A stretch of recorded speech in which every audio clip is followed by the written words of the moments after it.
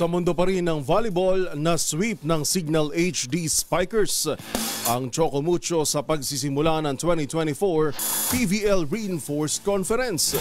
Ang pagkatalong ito ng Flying Titans ay sa gitna ng absence ng star player nito na si Cici Rondina. Ang naging laro, tutukan sa report na ito.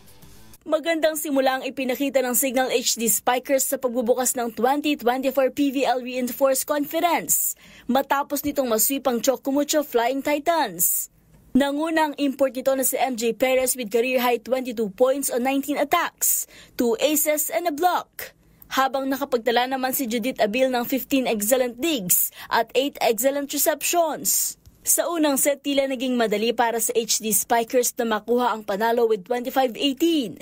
Pero pagdating ng second, dito na kumamada si Perez para may pagpatuloy ang momentum with a close 25-21. Sa third and last canto, nakalamang pa ang HD Spikers ng 10 puntos bago tuluyang tapusin ang halos 2 oras na laro. Samantala, sa kabila ng absence ng Chocomucho star na si Cici Rondina, nag-step up naman para sa Flying Titans ang reinforcement nitong si Zoe Faki at 13 points.